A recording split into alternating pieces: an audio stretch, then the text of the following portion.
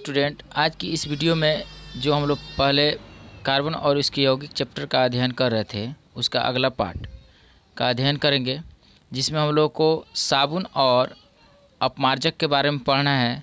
साथ ही कुछ अन्य टॉपिक जैसे मिसेल हो गया, और साथ ही एक लॉन्ग क्वेश्चन आंसर कि मीथेन का निर्माण प्रयोगशाला में किस प्रकार होता है उसको भी देखेंगे। काफ़ी इंपॉर्टेंट क्वेश्चन है।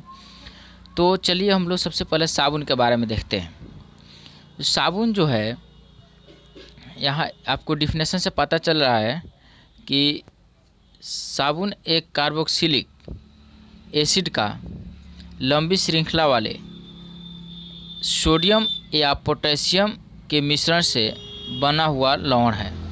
जैसे यहाँ देखिए साबुन का डिफिनेशन दिया गया है। साबुन लंबी श्रृंखला वाले कार्बोक्सिलिक अम्लों के साथ सोडियम एवं पोटेशियम के मिश्रण से जो लवण बनता है उसे साबुन कहते हैं। तो फ्रेंड्स, ये साबुन का डिफिनेशन हो गया।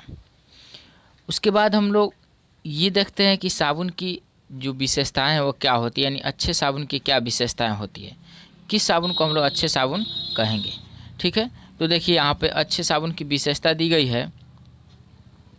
तो अच्छे साबुन की विशेषता ये है कि ये तो एक नंबर की ये एल्कोहल में घुल जाता है। ठीक है, एल्कोहल में भी साबुन घुल जाता है जो अच्छे साबुन होता है। साथ ही इसमें नमी की मात्रा बहुत कम यानी 10% होता है। तो यहाँ से ऑब्जेक्टिव सवाल हो सकता है अच्छे साबुन में कितने परसेंट नमी होती है, तो 10%। उसके बाद में इसका प्रयोग करने पर ये टूटता नहीं है। अच्छा साबुन टूटता नहीं है प्रयोग करते समय, और साथ ही इसको सुखाने पर इसमें दरारें नहीं पड़ती यानी फटता नहीं है। उसके बाद हम लोग पढ़ते हैं मिसेल क्या है, इसका निर्माण क्या किस तरह से होता है। तो इसको पहले सुनिए मिसेल के बारे में। मिसेल देखिए यहाँ पर जो टॉपिक दिया है मिसेल का निर्माण किस तरह से होता है। तो जब हम लोग साबुन को जल में घोलते हैं तो साबुन के दो सिरा यानी साबुन जो है दो सिरों में टूट जाता है। कितने सिरों में टूटता है? 2 सिरों में टूटता है।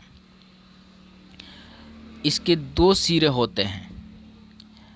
अब एक सिरा जो होता है जल में घुल जाता है और दूसरा सिरा जल में नहीं घुलता है।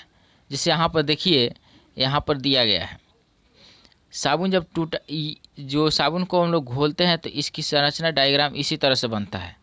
यानी तो ये जो संरचना बन रहा है इसी को हम लोग कहते हैं मिसेल। तो साबुन को घोलने पर मिसेल का निर्माण होता है और इसके 2 सिरे होते हैं। एक यहाँ देखिए, एक सिरा यहाँ है और एक सिरा यहाँ है। तो एक सिरा जल में घुलनशील होता है।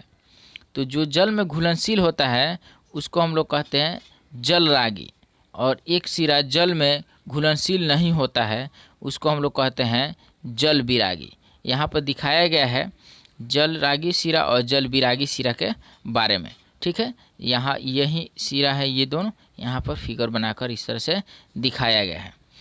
तो चलिए सबसे पहले हम लोग मिसेल पर आते हैं। मिसेल का निर्माण किस तरह से होता है। तो देखिए साबुन जो है एक ऐसा अणु है जिसके 2 सिरे 2 अलग अलग गुण धर्म को दर्शाते हैं। ठीक है, 2 अलग अलग गुण धर्म को दर्शाते हैं। जो जल में घुलता है उसको जल रागी कहते हैं, और जो हाइड्रोजन में विलेय या घुलनशील दूसरे सिरे को जो जल में नहीं घुल पाता है उसको हम लोग जल विरागी कहते हैं। इसको जल विरागी सिरा कहा जाता है। यानी जल में घुलनशील को जल रागी और जल में अघुलनशील को जल विरागी कहते हैं। और इससे जो डायग्राम बनता है जो यहाँ पर दिया गया है, इस डायग्राम को हम लोग कहते हैं मिसेल। तो मिसेल की संरचना यही है। तो मिसेल किसको कहेंगे डिफिनेशन के हिसाब से फिर से, तो साबुन को जब जल में घुला जाता है तो साबुन का अणु दो सिरों में टूट जाता है। एक सिरा जल में घुलनशील होता है और दूसरा जल में अघुलनशील होता है। तो इस तरह से जो संरचना बनती है उसको मिसेल कहते हैं। ठीक है, उसके बाद देखिए हम लोग को आगे देखना है अपमार्जक के बारे में, जिसको डिटर्जेंट भी कहते हैं। जो सर्फ होता है ना वही है डिटर्जेंट पाउडर यानी अपमार्जक, उसको साइंस के भाषा में अपमार्जक कहा जाएगा। तो इसके बारे में फिर से पढ़ना है। तो ये जो अपमार्जक जो है ये लंबी श्रृंखला वाले कार्बोक्सिलिक एसिड के साथ अमोनियम और सल्फोनिक लवण का मिक्सचर होता है। किसका किसका? कार्बोक्सिलिक एसिड के साथ अमोनिया एवं सल्फोनेट लवण को क्या कहते हैं? अपमार्जक कहते हैं। तो अपमार्जक का डिफिनेशन हुआ, शॉर्टकट में समझिए, जिससे हम लोग स्नान करते हैं वो साबुन हो गया, और जिससे कपड़ा धोते हैं वो सर्फ जिसको कहते हैं वो हो गया क्या चीज़? अपमार्जक। तो सोडियम जैसे यहाँ पर स्टाइल दिया है, इसका सल्फेट का यहाँ पर स्ट्रक्चर दिया है, फार्मूला दिया हुआ है। साबुन अणु जो होता है वो होता है COO। इसके दो जो पार्ट होते हैं, एक होता है COO जो माइनस होता है और एक Na प्लस होता है। और अपमार्जक के जो अणु होता है वो यहाँ पर इसका स्ट्रक्चर दिया गया है। तो हम लोग को इसमें साबुन और अपमार्जक का परिभाषा प्राप्त हुआ कि साबुन जो है कार्बोक्सिलिक अम्ल के साथ सोडियम अथवा पोटेशियम लवण के जो मिश्रण प्राप्त होते हैं उसको साबुन कहते हैं। और अपमार्जक में हम लोग देखें कि कार्बोक्सिलिक अम्ल के साथ अमोनियम और सल्फोनेट लवण को अपमार्जक कहते हैं। उसके बाद सबसे इम्पोर्टेंट क्वेश्चन हम लोग यहाँ पर देखेंगे, साबुन और अपमार्जक में अंतर क्या है। ठीक है, ये जो क्वेश्चन है सब्जेक्टिव में पूछता है और बहुत इंपॉर्टेंट क्वेश्चन है, कई बार बोर्ड में पूछा जा चुका है कि साबुन और अपमार्जक में अंतर लिखें। तो ये काफ़ी इंपॉर्टेंट क्वेश्चन है, इसलिए आप इसको ध्यान से देखिए। तो साबुन और अपमार्जक में देखिए क्या अंतर है। तो साबुन जो है ये उच्च वासा अम्लों के साथ सोडियम लवण है, और अपमार्जक जो है ये लंबी श्रृंखला वाले सल्फोनिक अम्ल के सोडियम लवण है। ये सल्फोनिक अम्ल है और ये क्या है? वासा अम्ल है। इन दोनों में डिफरेंस ये है कि साबुन वासा अम्लों के साथ सोडियम लवण है, और जो अपमार्जक है ये सल्फोनिक अम्ल के साथ सोडियम लवण है। ये सल्फोनिक अम्ल के साथ है और ये सोडियम वासा अम्ल के साथ है। 2 नंबर देखिए, सबसे इम्पोर्टेंट ये है, इसको याद रखिएगा, यह कठोर जल में आसानी से झाग नहीं बनाता है। कौन? साबुन झाग नहीं बनाता है आसानी से, साबुन। लेकिन जो अपमार्जक होता है वो कठोर जल में भी आसानी से झाग बना लेता है।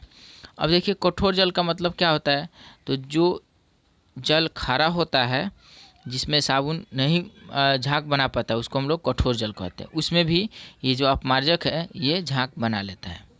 उसके बाद नेक्स्ट हम लोग देखना है, नेक्स्ट डिफरेंस देख रहे हैं कि जो अपमार्जक है ये जो साबुन है ये सफाई का काम अच्छा से नहीं कर पाता है जितना कि अपमार्जक अच्छा काम कर पाता है।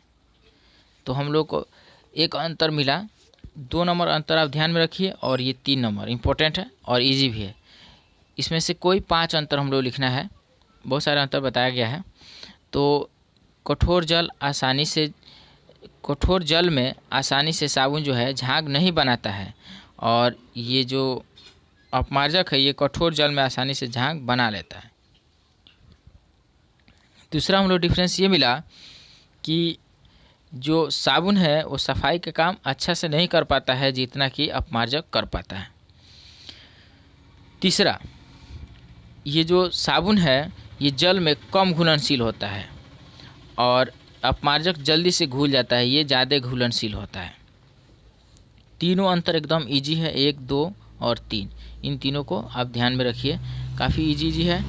उसके बाद देखिए इसका जो जलीय विलयन होता है साबुन का वो क्षारकीय होता है, और अपमार्जक का जो जलीय विलयन है ये उदासीन होता है।